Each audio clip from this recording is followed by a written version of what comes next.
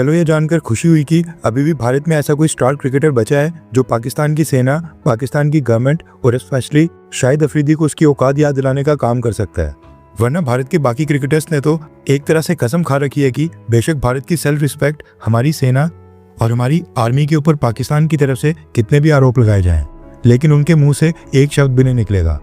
वहां पर पाकिस्तान के क्रिकेटर्स इजराइल से बदला लेने के लिए पेप्सी और KFC को बॉयकॉट कर रहे हैं। और यहाँ पर जब पाकिस्तान की तरफ से भारतीय सेना के ऊपर उल्टे सीधे आरोप लगाए जा रहे हैं, इसके बावजूद भारत के क्रिकेटर्स पाकिस्तान के साथ लेजेंड लीग खेलने के लिए तैयार हैं। इसके अलावा भी और कई सारी इंपॉर्टेंट अपडेट्स निकल कर आ रही हैं।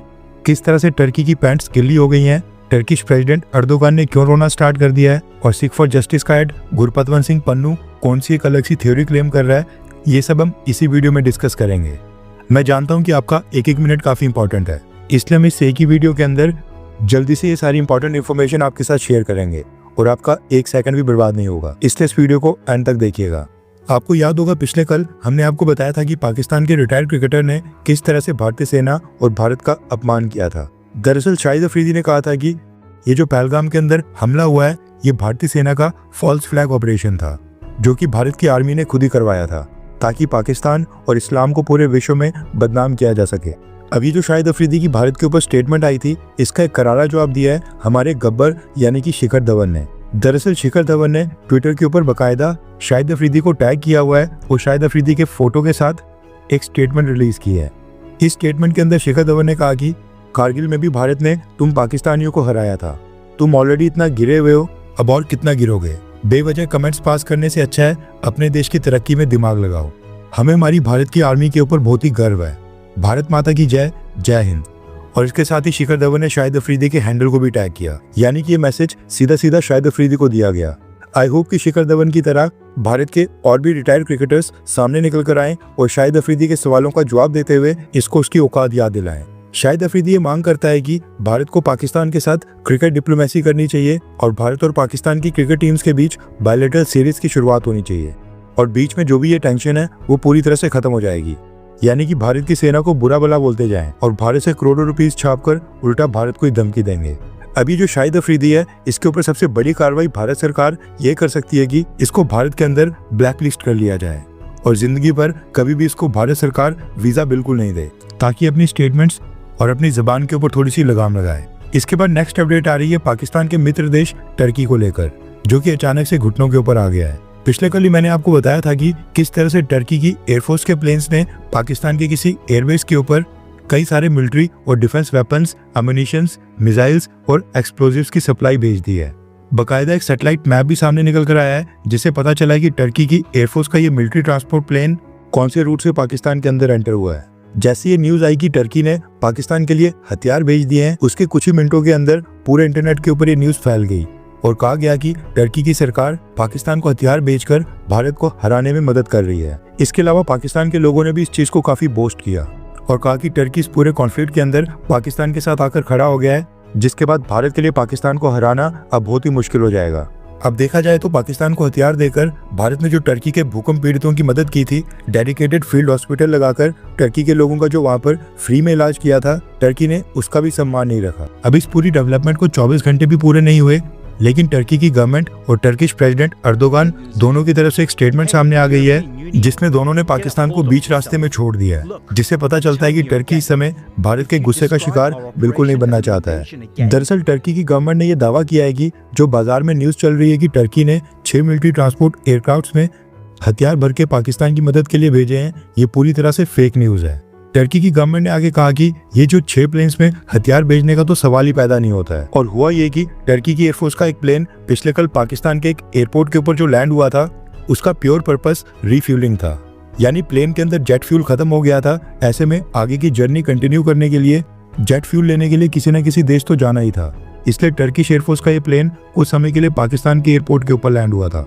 टर्की ने कहा कि इस प्लेन में पाकिस्तान को कुछ नहीं दिया गया था, ये बस वहां पर लैंड हुआ, तेल भरवाया और फिर पाकिस्तान की सीमा छोड़कर टर्की के इस मिलिट्री ट्रांसपोर्ट एयरक्राफ्ट ने अपनी आगे की जर्नी को पूरा किया। टर्की की गवर्नमेंट ने अपनी प्रेस रिलीज में कहा है कि हमने भारत के खिलाफ जाकर पाकिस्तान की सरकार को कोई भी हथियार नहीं दिए हैं। वैसे मुझे ऐसा फील होता है कि टर्की की एयरफोर्स का ये प्लेन पाकिस्तान को हथियार डिलीवर करने ही गया था, वरना इस समय पाकिस्तान और भारत ये दोनों देश ऑलरेडी युद्ध के मुहाने के ऊपर खड़े हैं। दोनों देशों की एयर स्पेस के ऊपर काफी रिस्ट्रिक्शंस लगाई गई हैं। अगर रिफ्यूलिंग की असली पर्पस था तो टर्की को अपने मिलिट्री ट्रांसपोर्ट एयरक्राफ्ट को रिफ्यूलिंग के लिए ऐसे किसी देश में भेजना चाहिए था जहां पर शांति हो, सब कुछ नॉर्मल चल रहा हो। ऐसे समय में पाकिस्तान भेजने का क्या मतलब है, जब ऑलरेडी पाकिस्तान के ऊपर भारत की एयर स्ट्राइक्स का खतरा है। दोनों देशों की एयरफोर्स और सेना हाई अलर्ट के ऊपर है। भारत किसी भी वक्त पहलगाम हमले का बदला लेने की कोशिश कर सकता है। ऐसे समय में टर्की द्वारा पाकिस्तान में रिफ्यूलिंग का रिस्क आखिरकार ये क्यों लिया गया? ऊपर से ऐसा भी नहीं है कि पाकिस्तान में भारत की तरह ह्यूज रिफाइनरीज हो और वो सस्ता जेट फ्यूल दूसरी कंट्रीज को एक्सपोर्ट करता हो। इसलिए अब टर्की की सरकार जितना मर्जी झूठ बोलने की कोशिश कर ले, ये साफ नजर आ रहा है कि भारत पाकिस्तान युद्ध में टर्की ने पाकिस्तान को हथियार डिलीवर करके दोनों देशों में से एक देश को चुन लिया है और वो है पाकिस्तान। एंड अब ये बहाने मारकर टर्की अपने आप को इस मिलिट्री कॉन्फ्लिक्ट में न्यूट्रल दिखाने की कोशिश कर रहा है। अब चाहे जितना मर्जी झूठ बोल लो, हम कोई बच्चे नहीं हैं। इसके साथ ही अभी कुछ ही घंटे पहले टर्की के प्रेसिडेंट अर्दोगान ने भी पहलगाम हमले के ऊपर एक पब्लिक में बयान जारी किया है, जिसमें अर्दोगान ने कहा कि टर्की बिल्कुल नहीं चाहता कि भारत और पाकिस्तान के बीच कोई युद्ध की स्थिति उत्पन्न हो, इसलिए दोनों देश यानी कि भारत और पाकिस्तान डी-एस्केलेट करें और युद्ध को अवॉइड करने की दिशा में काम करें। अब टर्की का कहना है कि टर्की के मिलिट्री ट्रांसपोर्ट एयरक्राफ्ट के अंदर फ्यूल खत्म हो गया था। आई होप कि मोदी सरकार टर्की का ये बहाना कहीं पर नोट करके लिखे और फ्यूचर में अगर टर्की का किसी देश के साथ कोई भी मिलिट्री कॉन्फ्लिक्ट या फिर युद्ध होता है तो फिर उस केस में भी टर्की की उस एनिमी कंट्री के अंदर भारत रिफ्यूलिंग करने के लिए अपना कोई मिलिट्री ट्रांसपोर्ट एयरक्राफ्ट भेजे, तब जाकर इन एहसान फरामोश लोगों को समझ आएगी। इसके बाद नेक्स्ट अपडेट आ रही है सिख फॉर जस्टिस नाम के खालिस्तानी संगठन के हेड गुरपतवंत सिंह पन्नू को लेकर, जो अमेरिका में बैठे भारत को धमकियां दे रहा है। पहलगाम हमले के बाद ये कीड़ा दोबारा से एक्टिव हो गया है। दरअसल पहलगाम हमले को लेकर पन्नू ने एक लेटेस्ट स्टेटमेंट जारी की है, जिसमें इसने कहा कि पंजाब के जो 2 करोड़ सिख कम्युनिटी के लोग हैं वो अंदर ही अंदर पाकिस्तान के साथ मजबूती के साथ खड़े हैं। एंड अगर भारत और पाकिस्तान का युद्ध होता है और भारत की सेना ये फैसला करती है कि वो पंजाब के बॉर्डर से होते हुए पाकिस्तान के ऊपर हमला करेंगे, तो ये जो पंजाब के 2 करोड़ सिख कम्युनिटी के लोग हैं ये सब भारत की सेना को ब्लॉक करेंगे। पन्नू ने कहा कि पंजाब के सिख कौम के लोग किसी भी कीमत के ऊपर पंजाब से गुजरकर भारत की सेना को पाकिस्तान के ऊपर हमला करने कभी नहीं देंगे, यानी कि पाकिस्तान पर हमला करने के लिए पंजाब की धरती का इस्तेमाल नहीं करने देंगे। पन्नू का कहना है कि पंजाब के जो सिख लोग हैं वो भारत से ज्यादा पाकिस्तान से प्यार करते हैं, इसलिए वो पाकिस्तान के ऊपर बिल्कुल भी हमला नहीं होने देंगे। इसके साथ ही पन्नू ने यह भी कहा कि पाकिस्तान से ज्यादा भारत के साथ आक्रामकता के साथ पेश आना चाहिए और पाकिस्तान की सरकार बिल्कुल भी फिक्र ना करे, क्योंकि पाकिस्तान और भारत के बीच में सिख कौम के लोग बैठे हैं और भारत की इतनी हिम्मत नहीं है कि 2 करोड़ सिख कम्युनिटी के लोगों को क्रॉस करके वो पाकिस्तान के ऊपर हमला कर दे।